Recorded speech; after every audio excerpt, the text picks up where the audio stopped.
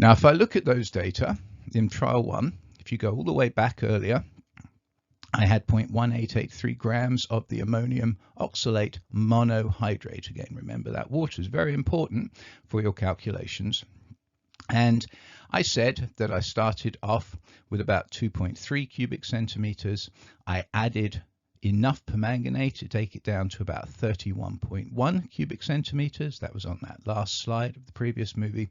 And so I added in total 31.1 minus 2.3, which is 28.8 cubic centimeters. Now, would I be content with just that one trial? And the answer is not if you're a real scientist. You never, ever, ever do anything just once. Now in the A-level, they say keep going until you've got 2 or maybe 3 bits of data that are concordant. Now I hate that word concordant, but anyway, this is for A-level, so we'll pretend concordant. However, I'm not happy with just 2 or 3 bits of data, so I did this experiment total of 7 times. Now notice each time I weighed out a different amount of the ammonium oxalate, and of course if it was a different amount of the ammonium oxalate, now I'm using a different volume of the potassium permanganate solution.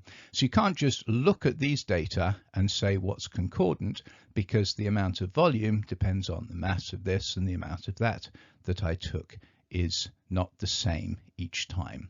So there's a post-lab question associated with this. First of all, one of the bits of post-lab is calculate the concentration of the permanganate solution, but then there's also a question associated with the data and what you used and the concordance of things. So anyway, that's part 1.